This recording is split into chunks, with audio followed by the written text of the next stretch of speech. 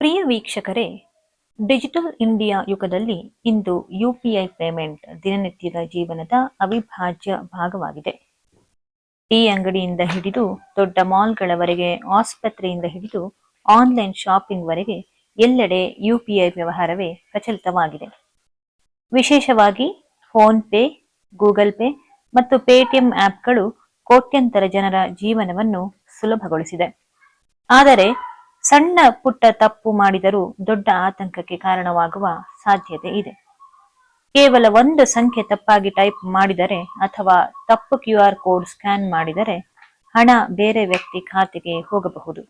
ಹೀಗಾದರೆ ತಪ್ಪಾಗಿ ಕಳುಹಿಸಿದ ಹಣ ವಾಪಸ್ ಪಡೆಯಲು ಸಾಧ್ಯವೇ ಅನ್ನೋದು ಪ್ರಶ್ನೆ. ಮೊದಲಿಗೆ ಯುಪಿಐ ಪೇಮೆಂಟ್ ಸಿಸ್ಟಮ್ ಹೇಗೆ ಕೆಲಸ ಮಾಡುತ್ತೆ ನೋಡೋಣ. UPI unified payments interface. ಈ ವ್ಯವಸ್ಥೆಯನ್ನು NPCI national payments corporation of India ಇದು ಅಭಿವೃದ್ಧಿಪಡಿಸಿದೆ. ಇದು ಬ್ಯಾಂಕ್ ಖಾತೆಯನ್ನು ಮೊಬೈಲ್ ಸಂಖ್ಯೆಯೊಂದಿಗೆ ಅಥವಾ UPI ID ಮೂಲಕ ಲಿಂಕ್ ಮಾಡಿ ತಕ್ಷಣ ಹಣ ವರ್ಗಾವಣೆ ಮಾಡಲು ಅನುಮತಿಸುತ್ತದೆ. UPI ವ್ಯವಹಾರಗಳು ಸಾಮಾನ್ಯವಾಗಿ ರಿಯಲ್ ಟೈಮ್ ಆಗಿರುವುದರಿಂದ ಹಣ ಒಮ್ಮೆ ಕಳಿಸಿದ ನಂತರ ತಕ್ಷಣ ಎದುರಿನ ವ್ಯಕ್ತಿಯ ಖಾತೆಗೆ ಜಮಾ ಆಗುತ್ತದೆ. ಇದೇ ಕಾರಣದಿಂದ ತಪ್ಪಾದ ವರ್ಗಾವಣೆಯಲ್ಲಿ ಸಮಯ ಅತ್ಯಂತ ಮಹತ್ವದ್ದಾಗಿದೆ. ಹಾಗಾದರೆ ರಾಂಗ್ UPI ಪೇಮೆಂಟ್ ಆಗಿದ್ರೆ ಮೊದಲು ಏನು ಮಾಡಬೇಕು? ನೀವು ತಪ್ಪಾಗಿ ಹಣ ಕಳುಹಿಸಿದ್ದರೆ ತಕ್ಷಣ ಈ ಕ್ರಮಗಳನ್ನು ಅನುಸರಿಸಿ. ಮೊದಲನೇದು, ಟ್ರಾನ್ಸಾಕ್ಷನ್ ಡೀಟೇಲ್ಸ್ ಚೆಕ್ ಮಾಡಿ. ನೀವು ಯಾವ ಆಪ್ನಿಂದ ಹಣ ಕಳುಹಿಸುತ್ತೀರೋ ಆ ಆಪ್ ತೆರೆಯಿರಿ.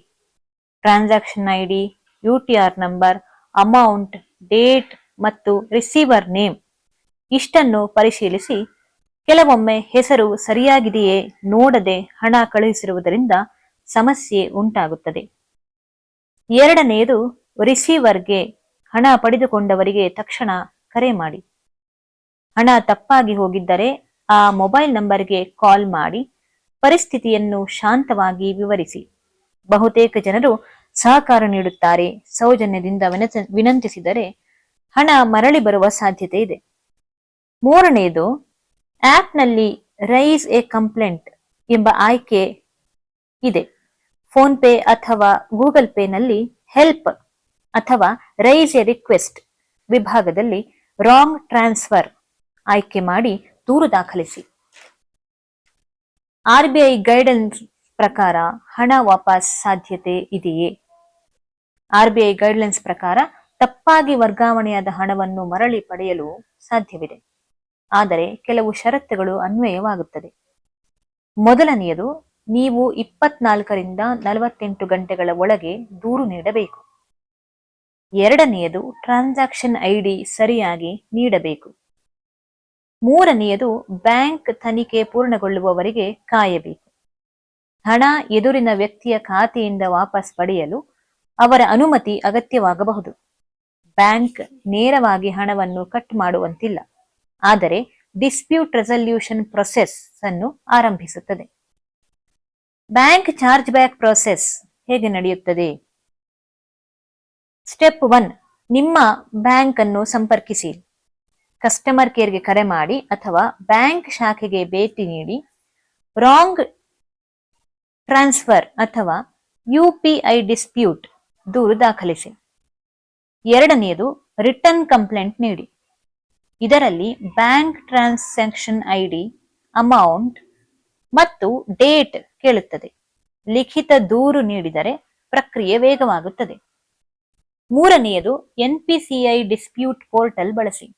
NPCI ಅಧಿಕೃತ ವೆಬ್ಸೈಟ್ನಲ್ಲಿ ಡಿಸ್ಪ್ಯೂಟ್ ರೆಡ್ರೆಸಲ್ ಮೆಕ್ಯಾನಿಸಮ್ ಇದರಡಿಯಲ್ಲಿ ದೂರು ದಾಖಲಿಸಬಹುದು.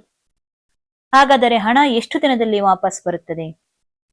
ಹೀಗೆ ಮಾಡಿದರೆ ಸಾಮಾನ್ಯವಾಗಿ 7ರಿಂದ 10 ವರ್ಕಿಂಗ್ ಡೇಸ್ನಲ್ಲಿ ಪ್ರಾಥಮಿಕ ಪರಿಶೀಲನೆ ನಡೆಯುತ್ತದೆ. ಕೆಲವೊಮ್ಮೆ 30 ದಿನಗಳವರೆಗೆ ಹಿಡಿಯಬಹುದು. ಇದು ಎದುರಿನ ವ್ಯಕ್ತಿಯ ಸಹಕಾರದ ಮೇಲೆ ಅವಲಂಬಿತವಾಗಿರುತ್ತದೆ. ರಿಸೀವರ್ ಹಣ ಕೊಡದಿದ್ದರೆ ಏನು ಮಾಡಬೇಕು? ಬ್ಯಾಂಕ್ಗೆ ಮತ್ತೆ ಸಂಪರ್ಕಿಸಿ. ರಿಟರ್ನ್ ಎಕ್ಸಲೇಷನ್ ನೀಡಿ 1930 ಈ ಹೆಲ್ಪ್ ಲೈನ್ಗೆ ಕರೆ ಮಾಡಿ. ಸೈಬರ್ ಕ್ರೈಮ್ ಪೋರ್ಟ್ನಲ್ಲಿ ದೂರು ನೀಡಿ. ಸೈಬರ್ ಕ್ರೈಮ್ ದೂರು ನೀಡಿದರೆ ಪೊಲೀಸ್ ತನಿಖೆ ಆರಂಭವಾಗಬಹುದು. ಇದಿಷ್ಟು ರಾಂಗ್ UPI ಪೇಮೆಂಟ್ ಸೊಲ್ಯೂಷನ್ 2026 ಬಗೆಗಿನ ಮಾಹಿತಿ. ಕೊನೆಯದಾಗಿ, ಯಾರಿಗೆ ಹಣ ಕಳಿಸುವ ಮೊದಲು ವ್ಯಕ್ತಿಯ ಹೆಸರು ಹಾಗೂ ನೀವು ಕಳಿಸಲು ಟೈಪ್ ಮಾಡುವ ಮೊತ್ತ ಅಮೌಂಟ್ ಸರಿಯಾಗಿದೆಯೇ ಎಂದು 2 ಬಾರಿ ಪರಿಶೀಲಿಸಿ ನಂತರ ಪೇ ಮಾಡಿ. ಚೆಕ್ ಟ್ವೈಸ್ ಪೇ ಒನ್ಸ್ ಎಂಬ ನಿಯಮ ಪಾಲಿಸಿದರೆ ತಪ್ಪಾಗುವ ಸಾಧ್ಯತೆ ಕಡಿಮೆಯಾಗುತ್ತದೆ ಎಂದು ಹೇಳುತ್ತಾ ಮತ್ತಷ್ಟು ವಿಷಯಗಳೊಂದಿಗೆ ಮತ್ತೆ ಸಿಗುತ್ತೇನೆ. ಧನ್ಯವಾದಗಳು.